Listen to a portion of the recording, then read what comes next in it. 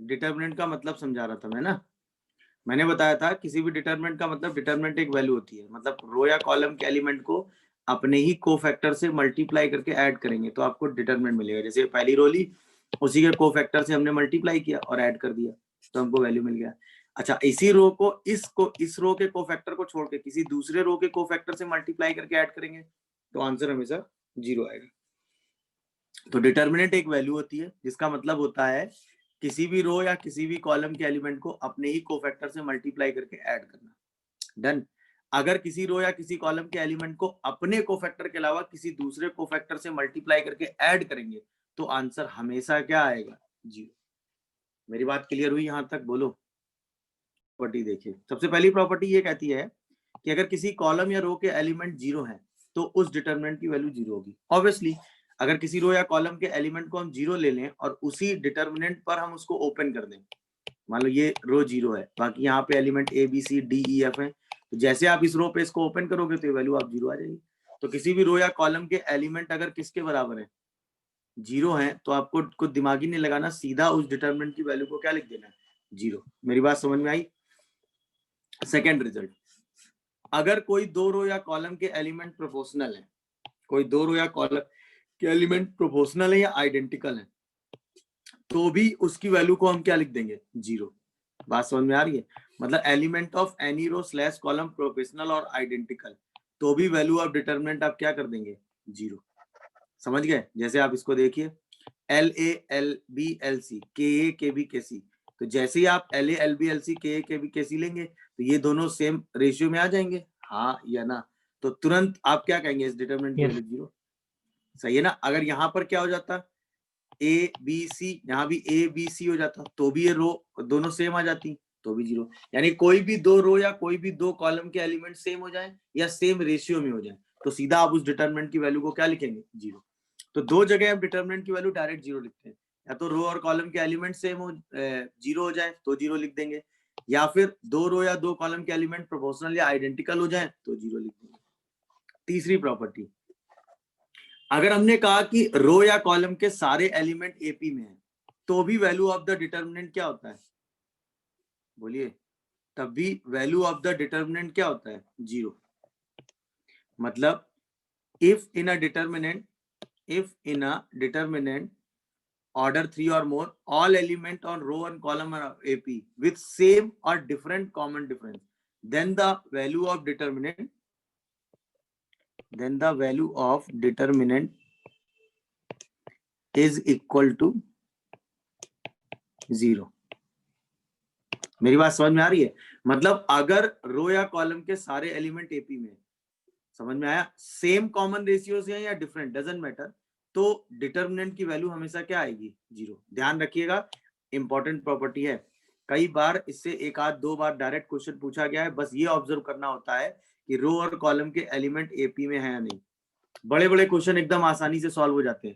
रो और कॉलम के एलिमेंट अगर एपी में आ गए, हाँ या ना, मतलब जितने रो हैं, मान लो 3 रो का सिस्टम है, ये तीनों एलिमेंट एपी में, ये तीनों एलिमेंट एपी में, ये तीनों एलिमेंट एपी में, चाहे सेम कॉमन रेशियो चाहे डिफरेंट, तुरंत आप वैल्यू क्या लिख दोगे?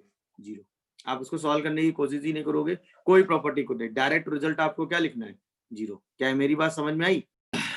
इस क्वेश्चन के हिसाब से अगर आप चलो, अगर आप मुझे जवाब दो कि A1 A2 A3 dot dot dot AN in GP है, आपने पढ़ा है ना, अगर सारे टर्म्स का हम लॉग ले लें तो log A1 log A2 log A3 dot dot dot log AN, ये किस में हो जाएगा बताओ?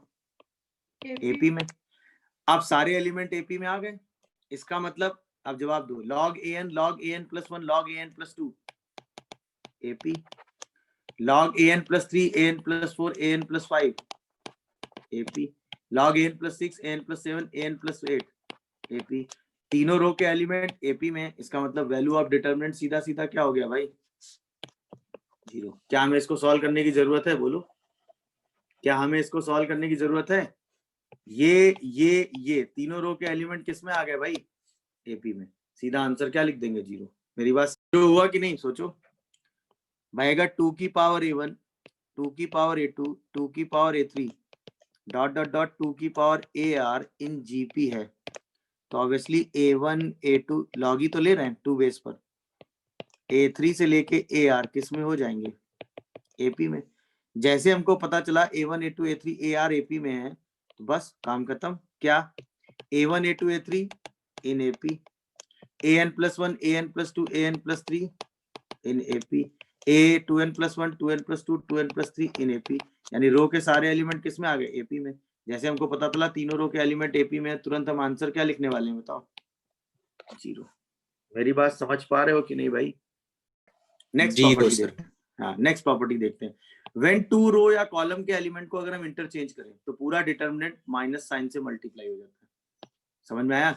अगर हम रो और कॉलम के एलिमेंट को इंटरचेंज करते हैं तो पूरे डिटर्मिनेंट को हम किससे मल्टीप्लाई कर देते हैं बताइए? माइनस साइन से। एक रो को सर दूसरी रो से। हाँ, मतलब कंजिक्यूटिव रो में अगर हम इंटरचेंज करते हैं तो, या कंजिक्यूटिव कॉलम में इंटरचेंज करते हैं तो पूरी डिटर्मिनेंट किससे मल्टीप्लाई कर देते हैं? माइनस से।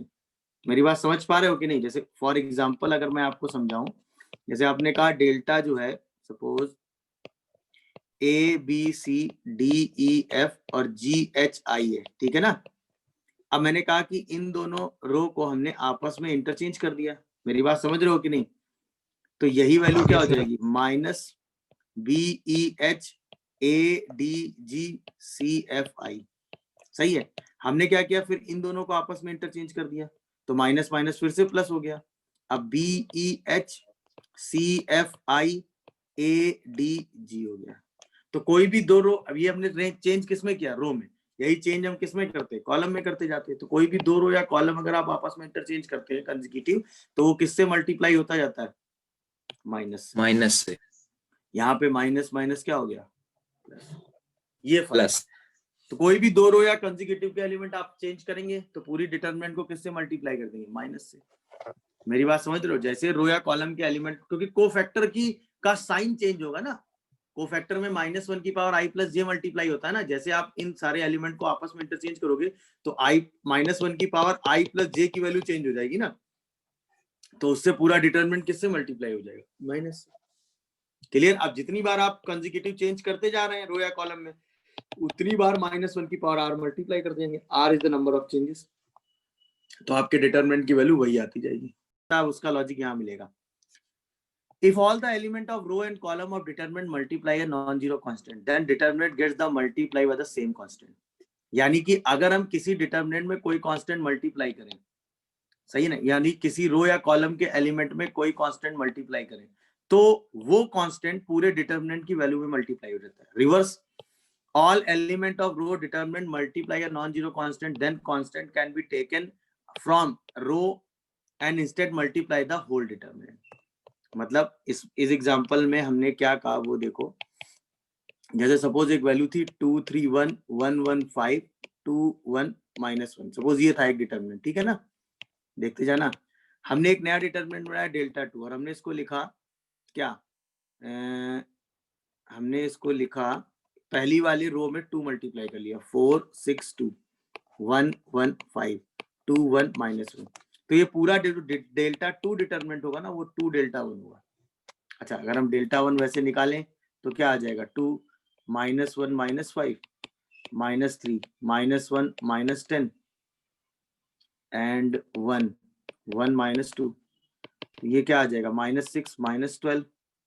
ये क्या आ जाएगा? -11।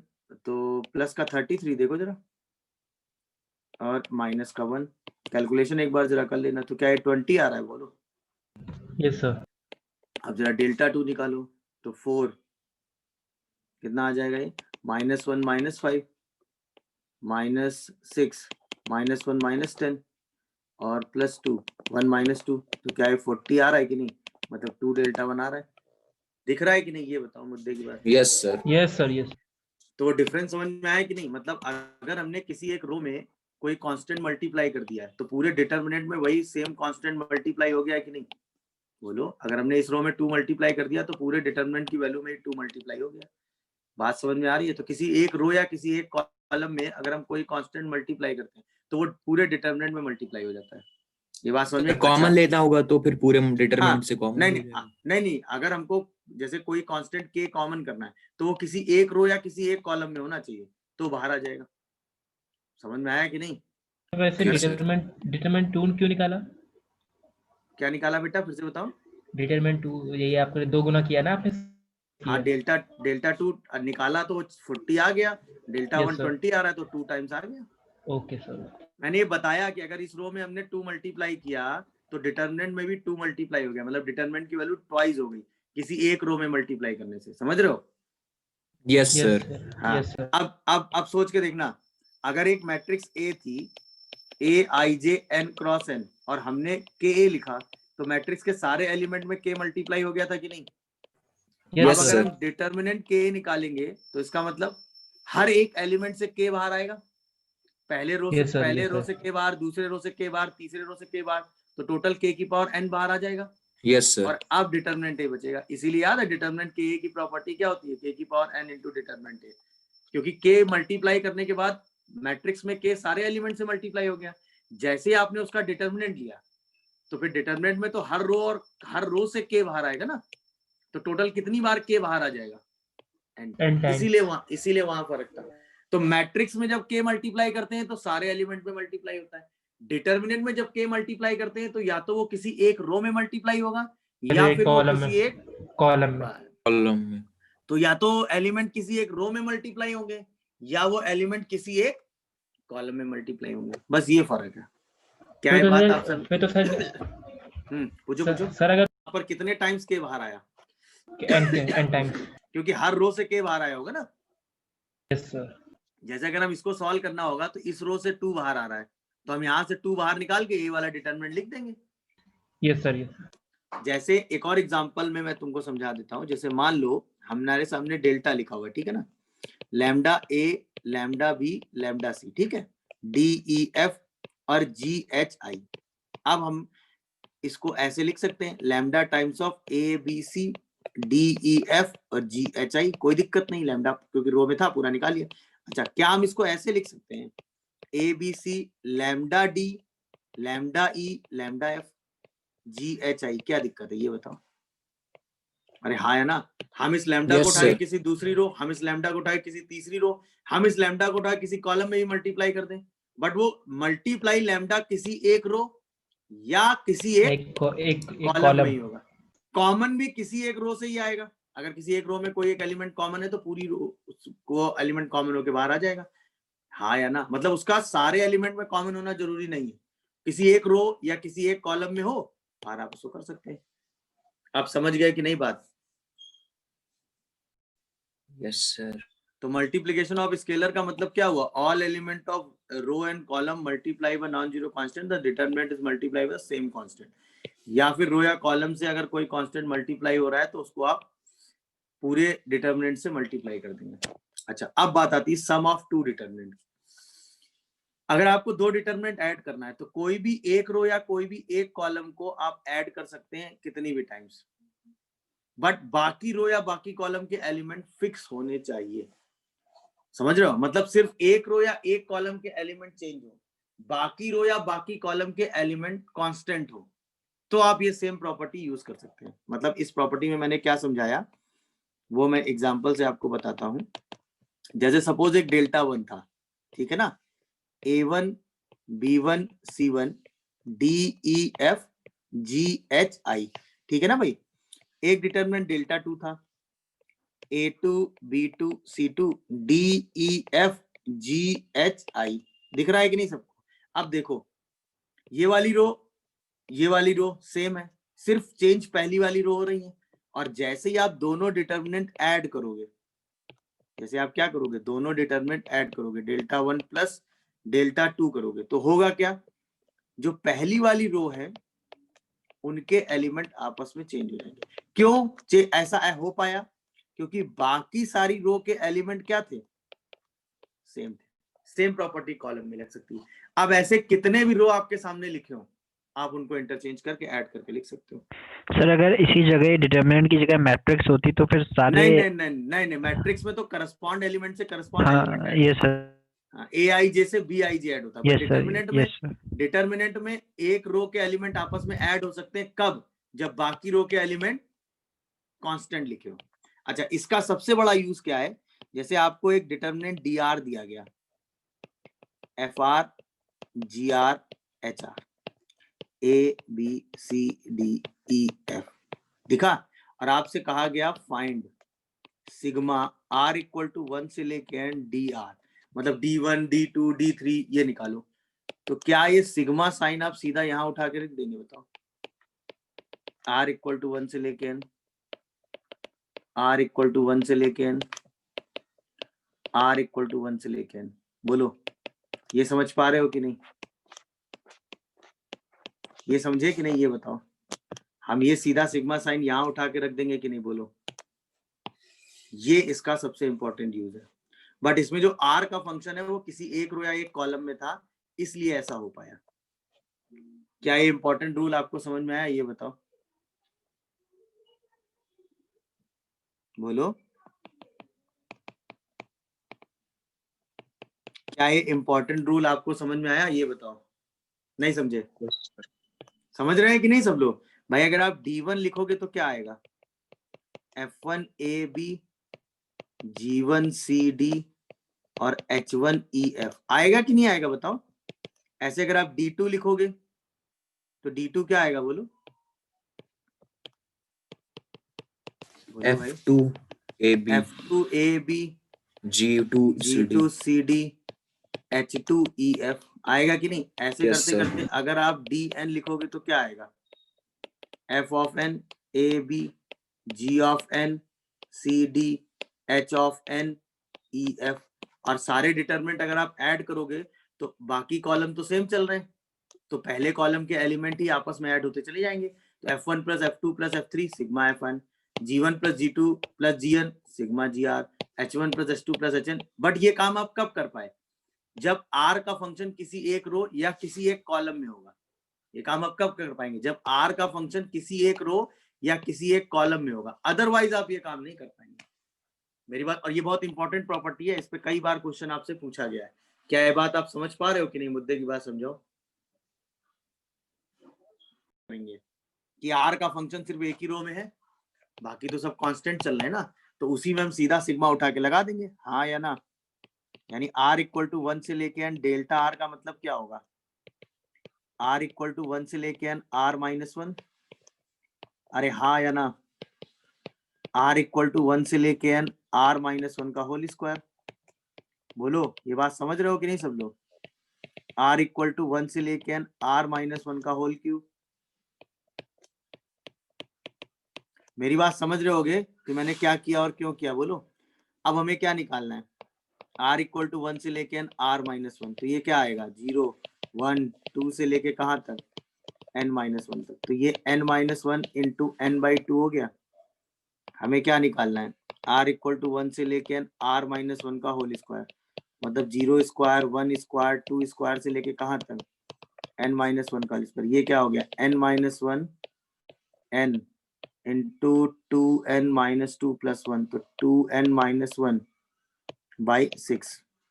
इसके बाद अगर हम यही R इक्वल टू 1 से लेके R माइनस 1 का होल क्यूब करें तो 0 क्यूब 1 क्यूब 2 क्यूब से लेके कहाँ तक आ गया?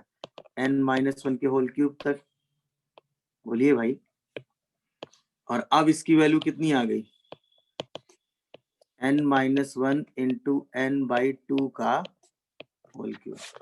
अब यही अगर आपको सिंप्लीफाई करना है तो यही सारा डेल्टा R की वैल्यू आप डायरेक्ट रख दीजिए, तो आ जाएगा n इंटू n माइनस 1, बोलिए, बाई 2 n और 6। दिख रहा है कि नहीं सबको? बताओ। अरे बोलो भाई। ये कितना आ जाएगा?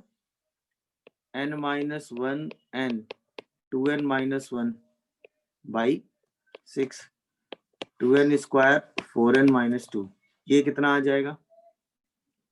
n माइनस 1 बाई 2 का होल क्यूब, 3n क्यूब और 3n स्क्वायर माइनस 3n। देख लो आराम से, कोई डाउट आ रहा हो तो बताओ। अब अगर हम यहां से n इंटू n माइनस 1, सही है ना, और बाई 12 कॉमन कर लें, क्या बचेगा अंदर? बताओ। 6 4n minus 2 3n square minus 3n n 2n square 3n cube 6 4n minus 2 3n square minus 3n। देखिए दो रो के एलिमेंट क्या आ गया बताओ, सेम आ गए दो कॉलम के एलिमेंट। जैसे ही सेम आए पूरे वैल्यू ऑफ डिटरमिनेंट क्या लिख दोगे, जी। अच्छा यहाँ पे ना क्यूब की जगह स्क्वायर सही है। अभी ठीक है तो यस सर। चलिए अब ये वाला क्वेश्चन बताइए, what is the possible value of n। हाँ भैया आइए मैं सॉल्व करता हूँ। तो सबसे पहले k इक्वल टू 1 से लेके एंड डी के हमें करना है। तो जहाँ k है जिस वाली रो में उसी में सिग्मा लगा देंगे, तो क्या हो जाएगा सिग्मा 1 k इक्वल टू 1 से लेके n, k इक्वल टू 1 से लेके n sigma 2k, k equal to 1 से लेके n sigma 2k minus 1, n n square plus n plus 1 n square n n square plus n n square plus n plus 1।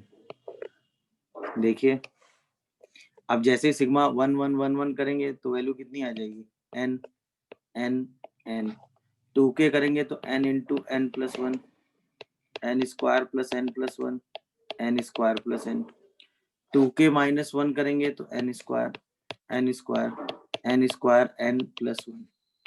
देखो क्या ये आ रहा है बोलो, अरे हाँ या ना। इसी की वैल्यू किसके बराबर है 56 के। इसी को सॉल्व करके आपको n में कमेंट करना है, क्या हमें दिख रहा है क्या करना है बोलो। अच्छा एक प्रॉपर्टी अभी आगे पढ़ाएंगे आपको, तब तक हम इसमें लगा देते हैं वो C3 को C3 माइनस C1 से रिप्लेस कर देते हैं। जैसे ही आप ये काम करोगे तो ये क्या बन जाएगा n n square plus n n square n n square plus n plus 1 n square 0 0 और n plus 1 is equal to कितना आ जाएगा 56। अब इसी को ओपन कर दो, इसी को क्या कर दो ओपन कर दो, या चाहो तो C2 को रिप्लेस कर देते C2 माइनस C1 से, दोनों रिप्लेसमेंट लगा देते, तो इसको भी रिप्लेस कर देते, तो ये क्या आ जाता है 0 1 0। अब ओपन कर देते तो n प्लस 1 ठीक है इंटू n प्लस 1,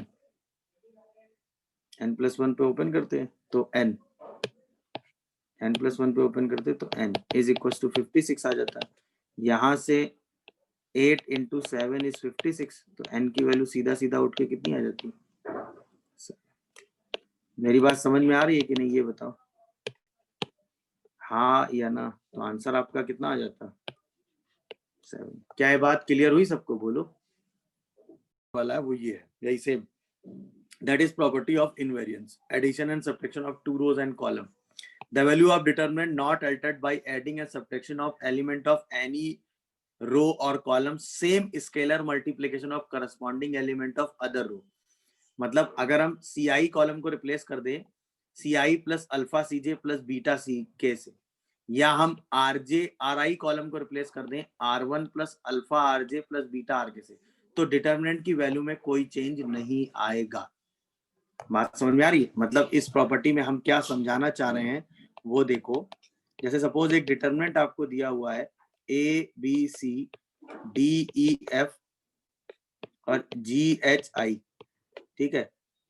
आप r1 को रिप्लेस कर देते हैं r1 प्लस अल्फा r2 से, सही है ना। ये रिप्लेसमेंट आपने लगा दिया, तो अब जो डिटर्मिनेंट बनेगा वो क्या बनेगा a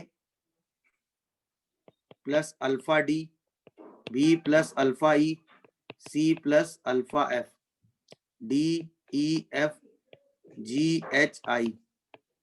ये आएगा कि नहीं बोलिए भाई, ये आएगा कि नहीं। अब ये डिटर्मिनेंट और ये डिटर्मिनेंट सेम लिखे हुए हैं, हमें बस ये प्रूव करना है भाई। मान लो ये नया भाई ये रिप्लेस किया, नया डिटर्मिनेंट आ गया, हमें ये प्रूव करना है कि डेल्टा और डेल्टा वन सेम है। इस रिप्लेसमेंट से कोई फर्क नहीं पता चलेगा। समझ में आया कि नहीं। अब ऑब्वियसली अभी आपने पढ़ा अगर कोई एक रो दो एलिमेंट के सम में है तो उसको आप डिटरमिनेंट वाइज ब्रेक कर सकते हैं, यानी इसको आप लिख सकते हैं A B C D E F G H I, लिख सकते हो कि नहीं। अच्छा यहाँ पे आप इसको लिख सकते हो अल्फा डी अल्फा ई alpha F D E F G H आई। यहाँ पे ये दो रो सेम रेशियो में है कि नहीं है बताओ। तो इस डिटर्मिनेंट की पूरी वैल्यू क्या हो जाएगी 0। तो क्या ये डिटर्मिनेंट डेल्टा आ गया, हाँ या ना। इसीलिए हम कहते हैं ना कि किसी एक रो या कॉलम को अगर हम इस तरह के रिप्लेसमेंट से रिप्लेस कर दें तो उससे वैल्यू ऑफ डिटरमिनेंट में कोई चेंज नहीं आ रहा है। क्या ये प्रॉपर्टी समझ में आई? यही सेम काम हम कॉलम में कर सकते थे, तो उससे भी वैल्यू ऑफ डिटरमिनेंट में कोई चेंज नहीं आता। समझ रहे हो कि नहीं? बट जब हम ऑपरेशन रो वाइज लगाएंगे तो रो वाइज करेंगे, जब हम ऑपरेशन कॉलम वाइज लगाएंगे तो कॉलम वाइज करेंगे। ऐसा नहीं कि साइमल्टेनियसली रो और कॉलम का ऑपरेशन एक साथ लगा देना, पहले स्टेप में रो वाइज लगा दूं, अगले स्टेप में कॉलम वाइज लगा दूं। तो वो तो सिचुएशनली हम सिचुएशन के अकॉर्डिंग डिसाइड करेंगे कि कहाँ पे ये ऑपरेशन लगाएंगे। अच्छा, ये ऑपरेशन लगाने का लॉजिक क्या होता है? आप अपने डिटरमिनेंट में maximum number of zeros generate करोगे। आप अपने डिटरमिनेंट में maximum number of zeros generate करोगे। तो ये ऑपरेशन हम ऐसे लगाते हैं कि एलिमेंट सब्ट्रैक्ट ऐड मल्टीप्लाई होकर जीरो बन जाए। क्यों? अगर एलिमेंट जीरो हो जाएंगे तो उस रो या उस कॉलम पे जैसे हम अपने डिटरमिनेंट को ओपन करेंगे तो हमें उस डिटरमिनेंट की वैल्यू सीधे सीधे मिल जाएगी। मेरी बात समझ पा रहे हो कि नहीं भाई? हमें उस डिटरमिनेंट की वैल्यू सीधे सीधे मिल जाएगी। बात क्लियर हो रही है कि नहीं, ये बताओ। Yes sir. बस इसीलिए इस प्रॉपर्टी को हमने यूज किया है। तो यही प्रॉपर्टी हमने यहाँ पर रखी है। इसी के हिसाब से देखा, ये जो एग्जांपल मैंने आपको दिया था, हमने देखा कि n minus n square plus 1 minus n square minus 1, तो इसमें मैक्सिमम नंबर ऑफ जीरोस बन सकते हैं। अगर हम C3 को रिप्लेस कर दें C3 माइनस C1 से, C3 माइनस C1 से, समझ में आया कि नहीं? अगर हम C2 को रिप्लेस कर दें C2 माइनस C1 से, तो n minus n zero, n square minus, तो मैक्सिमम नंबर ऑफ जीरोस तभी जनरेट हो सकते हैं। इसीलिए हमने दोनों में कॉलम वाइज ये रिप्लेसमेंट लगाया। अब हमने देखा कि इस रो पे मैक्सिमम जीरो आ गए, इसी रो पे हमने इसको रिप्लेस कर दिया और बात आपको समझ में आ गई। क्या ये बात क्लियर हो रही है आपको? ये बताइए, ये प्रॉपर्टी क्लियर हुई सबको कि नहीं, ये बोलो। Yes sir. मिल जाएंगी। क्या प्रॉपर्टी हमें समझ में आई? तो ये प्रॉपर्टी क्या थी हमारी कि the value of determinant does not interchange if any row या कॉलम के एलिमेंट को हम किसी स्केलर से मल्टीप्लाई करके किसी दूसरे रो या कॉलम के एलिमेंट के साथ ऐड करके रिप्लेस कर दें। जस्ट लाइक CI को रिप्लेस कर दें CI plus alpha CJ plus CK से, RI को रिप्लेस कर दें RI plus alpha RJ plus beta RK से। अच्छा, इंपॉर्टेंट पॉइंट पहला, it is important to know all the properties applying the row equally applicable to column but independently. important word क्या है? independently मतलब अगर आप एप्लीकेशन रो में लगा रहे हैं तो रो में ही लगाएंगे, अगर आप कॉलम में लगा रहे हैं तो कॉलम में लगाएंगे। ऐसा नहीं कि रो और कॉलम में एक ही बार में आप एप्लीकेशन लगा दें ना। अगर आप RI को रिप्लेस कर रहे हैं तो CI को उस स्टेप में रिप्लेस नहीं कर सकते, उसके अगले स्टेप में करेंगे। मेरी बात समझ में आ रही है? जैसे फॉर एग्जाम्पल हमने यहाँ पे किया ना, ये यहाँ पे हमने दो कॉलम को एक साथ रिप्लेस कर दिया क्योंकि दो कॉलम थे। हम यहाँ ऐसे नहीं कर सकते कि C3 रिप्लेस करें और R2 रिप्लेस करें, ये पॉसिबल नहीं है। अगर हम कॉलम रिप्लेस कर रहे हैं तो कॉलम ही आपस में रिप्लेस हो सकते हैं। बात समझ में आ रही है? कॉलम के साथ साथ रो का रिप्लेसमेंट नहीं लगाएंगे। पहली बात क्लियर हुई सबको? बोलो। दूसरा पॉइंट क्या है इसमें? When row are disturbed by applications properties of determinant, at least one of row cell remains original। मतलब अगर हमने R1 R2 और R3 तीन रो हैं तो हम साइमल्टेनियसली कोई दो रो इस प्रॉपर्टी से इंटरचेंज कर सकते हैं। तीसरी रो हमें सेम रखनी पड़ेगी। क्यों? क्योंकि अगर हमने तीसरी रो भी चेंज कर दी तो वैल्यू ऑफ डिटरमिनेंट चेंज हो जाता है। मेरी बात समझ में आ रही है? बोलिए। मतलब कम से कम एक रो हमें हमेशा सेम रखनी पड़ेगी इस प्रॉपर्टी में, अदरवाइज वैल्यू ऑफ डिटरमिनेंट क्या हो जाएगा? चेंज। अच्छा, हम ये प्रॉपर्टी लगाते क्यों हैं? It is always desirable to try to bring in many zeros as possible in row and column, then expand the determinant with respect to that row and column. मतलब हम ये प्रॉपर्टी क्यों लगाते हैं? हम ये कोशिश करते हैं कि किसी भी रो या कॉलम में मैक्सिमम नंबर ऑफ जीरो मिल जाए जिससे हम उस डिटरमिनेंट को उस रो या कॉलम में एक्सपेंड कर पाए। इसलिए हम ये काम करते हैं। क्या है? मेरी बात समझ में आ गई? तो इस प्रॉपर्टी को लगाने का लॉजिक क्या है? क्योंकि मैक्सिमम नंबर ऑफ जीरोस बना लेंगे। अगर तीनों एलिमेंट जीरो बन गए तब तो सीधा आंसर जीरो ही लिख देंगे, नहीं तो मैक्सिमम नंबर ऑफ जीरो बनाने के हिसाब से ही हम सोचेंगे कि क्या रिप्लेस करें क्या रिप्लेस ना करें। क्या है? मेरी बात समझ में आई? बताओ। अरे हाँ या ना बोलिए। Yes sir. कि अगर रो या कॉलम के एलिमेंट सेम प्रोपोर्शनल में हो तो वैल्यू ऑफ डिटरमिनेंट 0 हो जाता है। याद आया ये क्यों हो जाता है? अब आपको फील आ रहा होगा। अगर हम यहां से L कॉमन कर लें, यहां से K कॉमन कर लें तो A B C बनेगा। अगर हम यहाँ पर R2 को रिप्लेस कर दें R2 माइनस R1 से तो ये 0 0 0 हो जाएगा कि नहीं? एक रो के एलिमेंट 0 तो वैल्यू ऑफ डिटरमिनेंट 0। नहीं समझे मेरी बात? समझ रहे हो ना? इसीलिए सेम प्रोपोर्शनल होने पर वो क्या हो जाता है? इक्वल होने पर वो क्या हो जाता है? 0। क्लियर है कि नहीं बताओ? अच्छा, इसके बाद ये एपी वाली प्रॉपर्टी आपने पढ़ी थी ना कि अगर एलिमेंट एपी में है तो डिटरमिनेंट 0 हो जाता है। अब उसका एक्सप्लेनेशन देखो। सपोज ये एक डिटरमिनेंट आपके पास लिखा है a plus d1 a plus 2d1, ठीक है। b plus d2 b plus 2d2, c plus d3 c plus 2d3। अब ध्यान से देखना, ये तीनों एलिमेंट एपी, ये तीनों एलिमेंट एपी, ये तीनों एलिमेंट, वैल्यू ऑफ डिटरमिनेंट तो 0 होगी। क्यों होगी? उसका लॉजिक देखो, अब समझ में आ रहा होगा। अगर हम किसको C2 को रिप्लेस कर दें C2 माइनस C1 से, C3 को रिप्लेस कर दें C3 माइनस किससे भाई? C2 से, तो क्या आएगा? C3 माइनस C1 से कर दो, चलो कर देते हैं। C2 से भी कर सकते हैं तो कोई दिक्कत नहीं। तो A B C D1 D2 D3 2D1 2D2 2D3 same ratio में आ गया, डिटरमिनेंट 0 आ गया। हाँ या ना? ये दोनों सेम रेशियो में है ना, इसीलिए अगर सारे एलिमेंट एपी में आ रहे हैं तो वैल्यू ऑफ डिटरमिनेंट ऑलवेज क्या आ जाता है? एपी में। आप समझ में आया इसका लॉजिक? बोलो। देख लीजिए, जैसे 1 1 1 A B C A square B square C square a minus b minus c minus a, बहुत यूज होने वाला डिटरमिनेंट है। 1 1 1 A B C a cube B cube C cube, तो a plus b plus c और multiply हो जाएगा। समझ गए? अच्छा, 1 1 1 A square B square C square A cube B cube C cube, तो A B plus B C plus C A जाएगा। 1 1 1 A B C A power 4 B की power 4 C की पावर 4 आ गया, तो A square B square C square A B B C C और आ जाएगा। अब याद रखने की टेक्निक समझाऊं? देखिए 1 1 1 A B C A square B square C square, पहला डिटरमिनेंट यही था ना। 1 1 1 ए बी सी, ठीक है, ए क्यूब बी क्यूब सी क्यूब, दूसरा डिटरमिनेंट यही था ना, देखते जाइएगा। 1 1 1 A square B square C square A cube B cube C cube, तीसरा डिटरमिनेंट यही था। 1 1 1 ए बी सी ए की पावर 4 बी की पावर 4 सी की पावर, चौथा डिटरमिनेंट यही था। अच्छा, यहाँ पे क्या था? ए स्क्वायर 1 ए स्क्वायर, तो a minus b minus c minus A, order याद रखिएगा। यहाँ पे क्या था? ए स्क्वायर की जगह क्यूब आ गया, तो एक पावर बढ़ गई, तो a plus B minus c minus ए, एक पावर बढ़ते ही ए प्लस बी प्लस सी एक्स्ट्रा में आ गया। अब यहाँ दो पावर बढ़ गई, तो a minus b minus c minus a, तो दो के टर्म आ गए, a B plus B C plus c. यहाँ पर क्या है? पावर 3, तीन पावर बढ़ गई, तो a minus b minus c minus a square plus b square plus c square plus a B plus B C plus c. क्या ये बात समझ पा रहे हो कि नहीं? ये सबसे इंपॉर्टेंट डिटरमिनेंट है, कई जगह शॉर्ट फॉर्म में यूज हो जाता है। क्लियर है? अच्छा, यहाँ पर अगर आप लॉजिकली चलो, आपको कोई भी एक प्रूफ करना हो, जैसे मान लो हमें पहला ही डिटरमिनेंट प्रूफ करना हो, है कि नहीं? मान लो हमें जैसे ये वाला डिटरमिनेंट प्रूफ करना है कि इसकी वैल्यू ये आती है, तो अब इसको प्रूफ करने के लिए हम क्या करेंगे?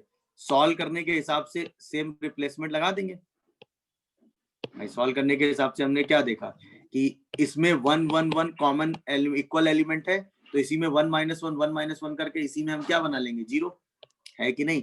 तो हम तुरंत C2 को क्या रिप्लेस करेंगे? C2 माइनस C1 से। C3 को क्या रिप्लेस करेंगे? C3 माइनस C1 से। तुरंत रिप्लेस कर दो, क्या आएगा? 1 A B C 0, B minus A, C common A minus B 0, C minus A, B common A minus C। अब बताओ, क्या हमें इस वाले कॉलम से A माइनस B कॉमन मिल रहा है? इस वाले कॉलम से C माइनस A कॉमन मिल रहा है? तो हमने A माइनस B और C माइनस A कॉमन कर लिया।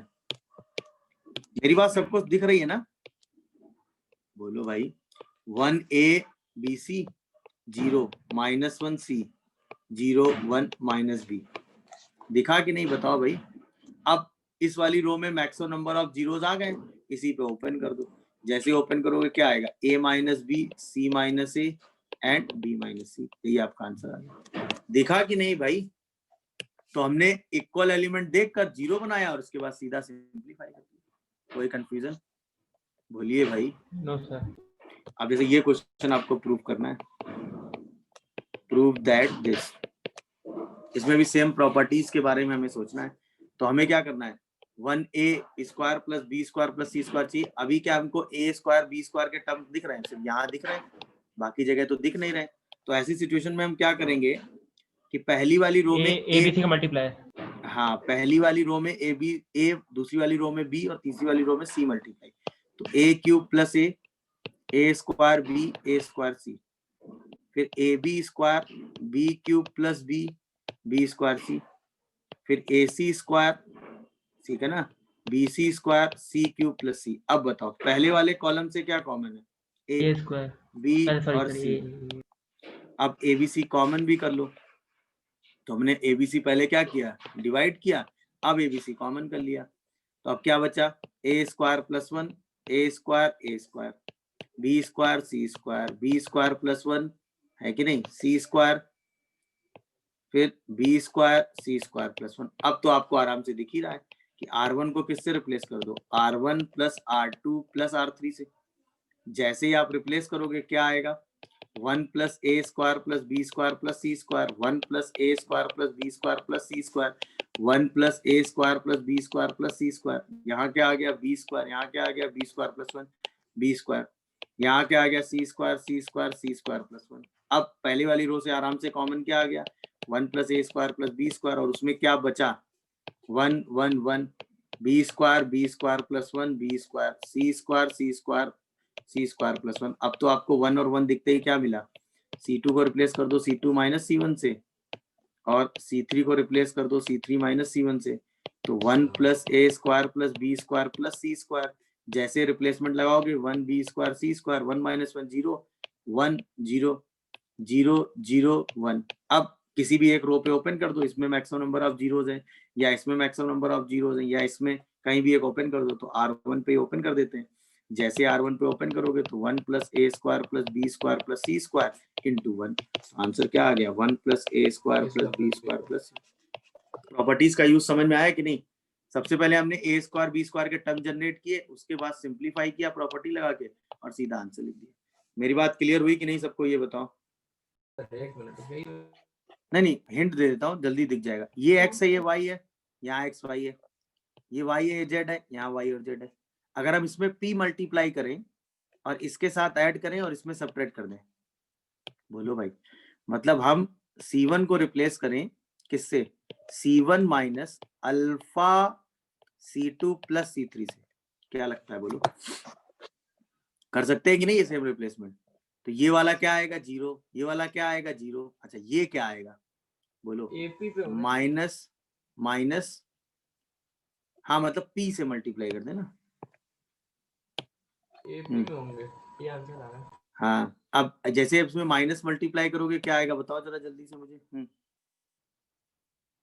तो ये बनेगा p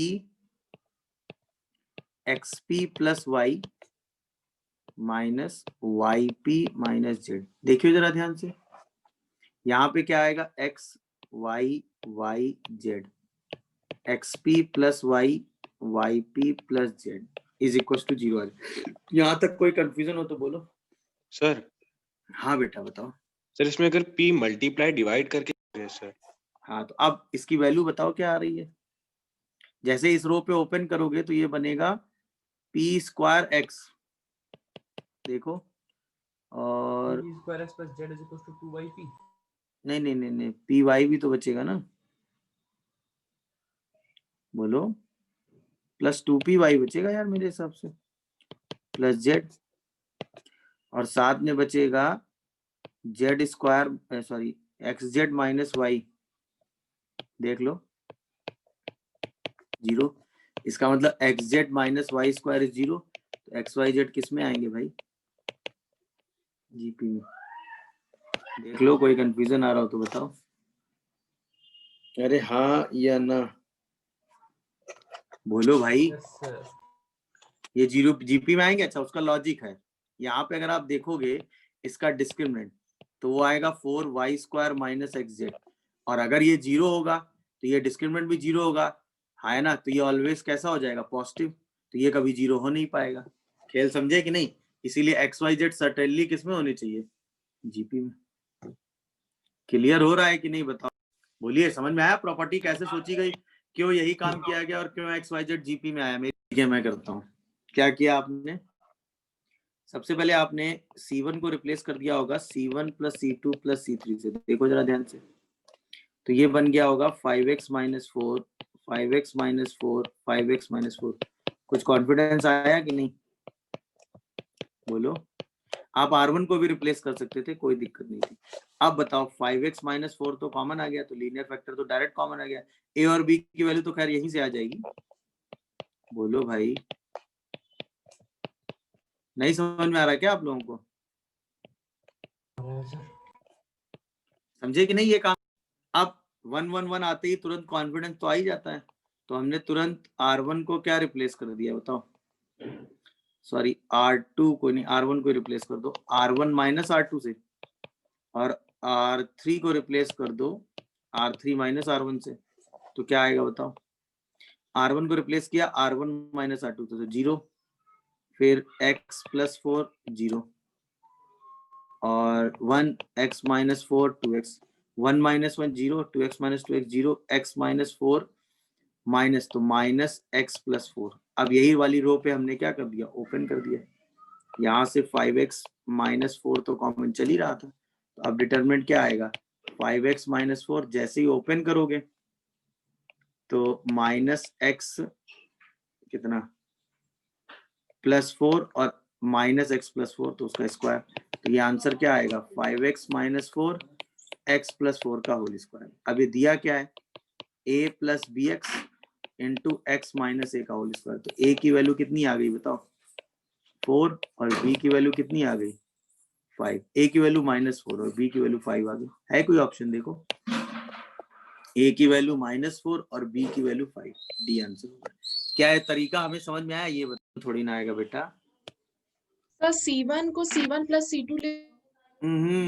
C1 को C1 प्लस C2 ना, एक काम करो, R1 को रिप्लेस कर दो R1 माइनस R2 से, और R2 को रिप्लेस कर दो R2 माइनस R3 से। अब देखो ये क्या बनेगा, 1, बोलो, ये क्या बनेगा -1, ये क्या बन जाएगा 0, ये क्या बनेगा 0, ये क्या बनेगा 1, ये क्या बनेगा -1, ये क्या बनेगा साइन स्क्वायर x, ये क्या बनेगा कॉस स्क्वायर x, ये क्या बनेगा 1 प्लस साइन 2x। मेरी बात समझ रहे हो कि नहीं बताओ? अब बताओ, इसी रो पे ओपन कर देते हैं, अब तो साइन स्क्वायर हट गया ना बाकी सब जगह से। बोलो साइन स्क्वायर x -1 मतलब +1, दिख रहा है कि नहीं सबको? फिर minus cos square x, cos square x क्या आएगा -1, फिर प्लस का 1 प्लस साइन 2x, इसके साथ क्या आएगा बताओ, 1। तो ये रिजल्ट क्या आया, sine square x plus cos square x plus 1 plus sign 2x। दिख रहा है कि नहीं? तो क्या हम इसको 2 प्लस साइन 2x बोल सकते हैं? अरे बताओ। Yes sir. तो इसकी मैक्स वैल्यू कितनी आ गई,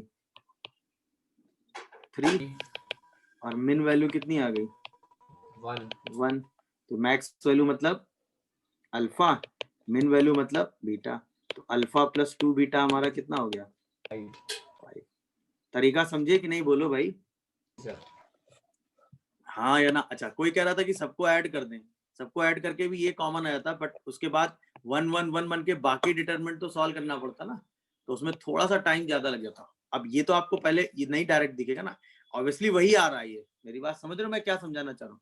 बट अगर आप ये रो और ये रो देख रहे हैं कॉलम, तो इसमें आपको दिख रहा है ना कि माइनस करने से टर्म्स सॉल्व हो सकते हैं। तो एक्स का फंक्शन सिर्फ एक जगह बचा, उसी रो पे आपने ओपन करके सीधा फंक्शन निकाल दिया।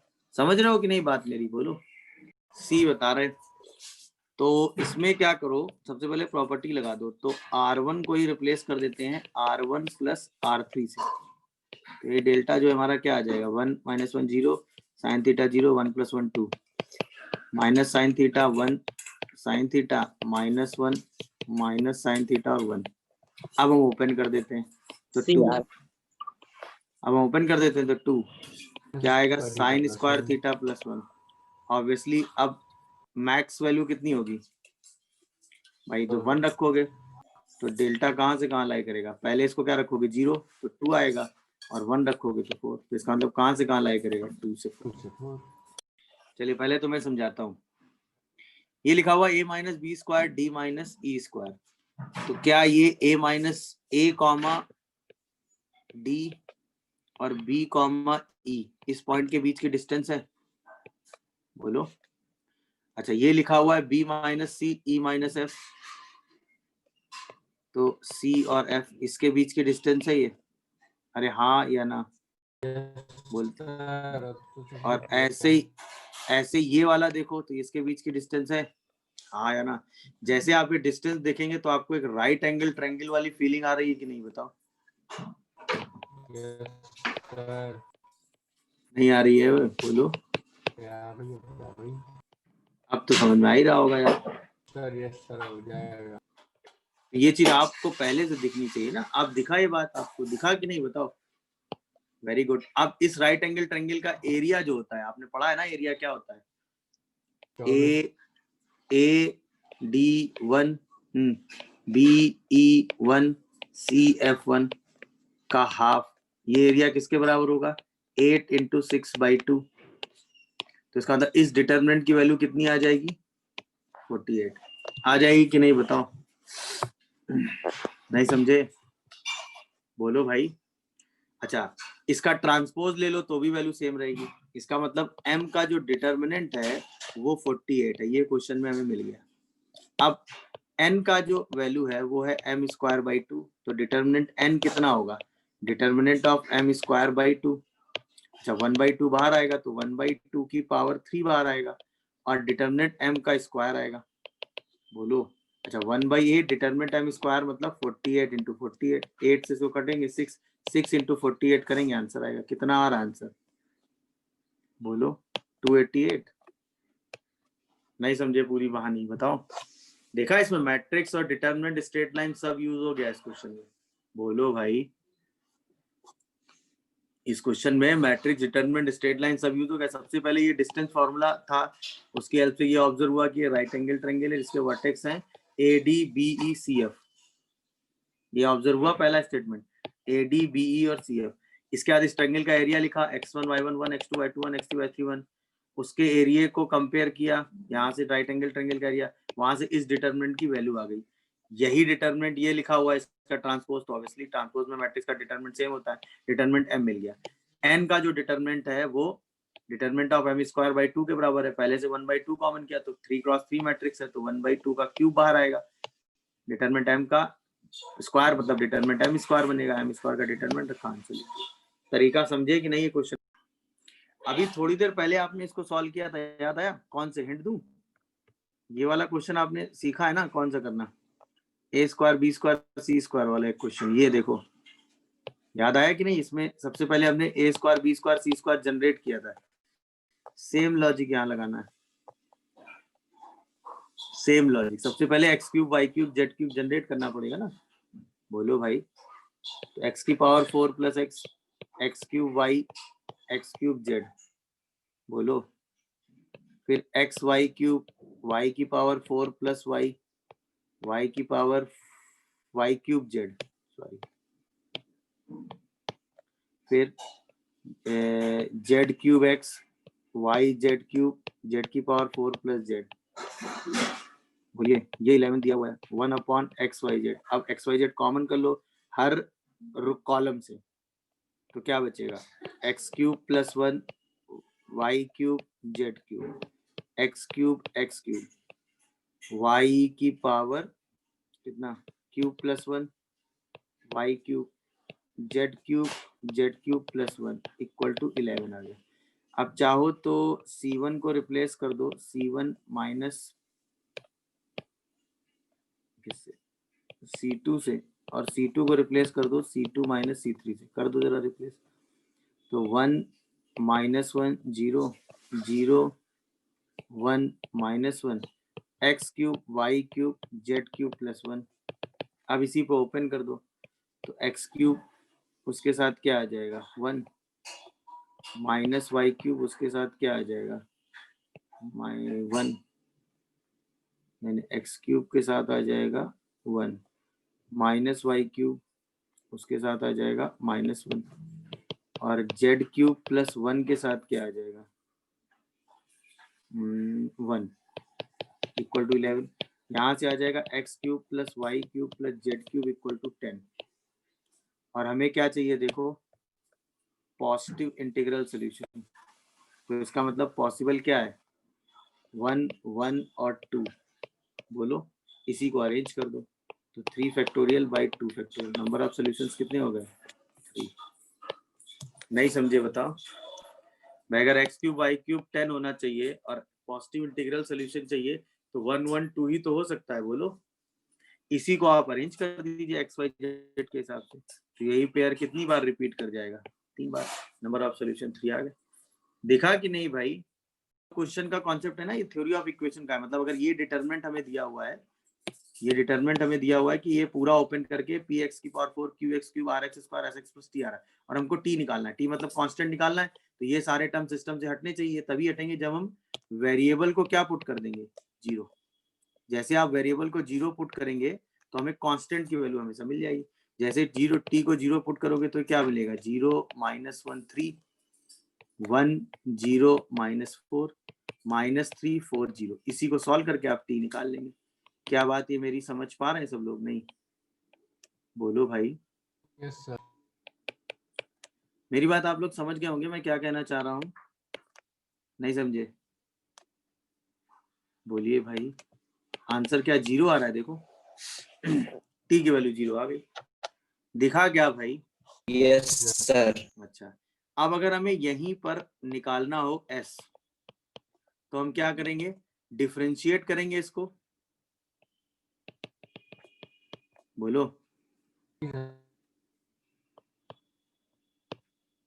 बोलो भाई विद रिस्पेक्ट टू x और फिर इसमें पुट क्या कर देंगे 0। क्योंकि जैसे आप डिफरेंशिएट करोगे तो यहाँ से डिफरेंशिएशन में एक एक पावर रिड्यूस होगी तो सिर्फ s बचेगा और s निकालने के लिए फिर 0 कर देंगे। अब बात आती है कि जब हम किसी मैट्रिक्स का डेरिवेटिव करते हैं तो क्या करेंगे बोलिए। तो जब हम किसी डिटरमिनेंट का डेरिवेटिव करते हैं तो डेरिवेटिव किसी एक रो या एक कॉलम का 1 by 1 करते हैं। मतलब समझ रहे हो। जैसे मान लो कि अगर हमें ये dx फंक्शन ऐसे दिया होता fx gx f1 f2x और g2x और हमें इसका डेरिवेटिव करना होता d dx by dx। तो हम क्या करते पहली वाली रो डिफरेंशिएट करते दूसरी वाली रो ऐसे ही रहने देते प्लस दूसरी वाली रो डिफरेंशिएट करते और पहली वाली रो ऐसे ही करने देते। तो ये काम जितने रो या कॉलम में दिया हुआ है या तो रो वाइज कर लो या कॉलम वाइज। मतलब हमने क्या किया पहली रो डिफरेंशिएट की दूसरी छोड़ दी दूसरी रो डिफरेंशिएट की तीसरी छोड़ दी। अब यही मान लो 3x3 का सिस्टम होता तो पहली रो डिफरेंशिएट करते प्लस बाकी दो छोड़ देते दूसरी रो डिफरेंशिएट करते बाकी दो छोड़ देते तीसरी रो डिफरेंशिएट करते बाकी दो छोड़ देते। मेरी बात समझे। यही काम अगर आप कॉलम वाइज करते तो पहला कॉलम डिफरेंशिएट करते बाकी दो छोड़ देते दूसरा कॉलम डिफरेंशिएट करते बाकी दो छोड़ देते फिर तीसरा कॉलम डिफरेंशिएट करते बाकी तीनों डिटरमिनेंट ऐड कर दीजिए आपका डेरिवेटिव ऑलवेज आ जाएगा। मेरी बात समझे कि नहीं। डेरिवेटिव में क्या करते हैं और क्यों करते हैं बोलो भाई। क्या ये मेरी बात समझ पाए कि डेरिवेटिव में क्या करते हैं बोलो बोलिए भाई। क्या ये मेरी बात समझ पाए सब लोग कि डेरिवेटिव में क्या करते हैं। अब इसी में अगर आपको डेरिवेटिव करना है तो क्या करोगे बोलो। यहाँ पे आएगा 4p(x3 3q(x square 2rx plus s। अच्छा यहाँ पर क्या क्या डिटरमिनेंट आ जाएंगी भाई रो वाइज या कॉलम वाइज कर लो। सपोज हम रो वाइज चलते हैं तो पहली रो डिफरेंशिएट करोगे तो 2x + 3 फिर 0 नहीं 1 और फिर 1 बाकी तो सब सेम रहेगा x + 1 - 2x x - 4 x - 3 x + 4 और 3x। मेरी बात समझ रहे हो कि नहीं। इसके बाद x square plus 3x x - 1 x + 3 इसको डिफरेंशिएट करोगे 1 - 2 1 x minus 3 x plus 4 3x। इसके बाद तीसरी वाली रो डिफरेंशिएट करोगे तो ये तो सेम ही रहेगा, यानी x square plus 3x x minus 1 x plus 3, फिर x plus 1 minus 2x x minus 4, ये क्या आ जाएगा 1 1 3।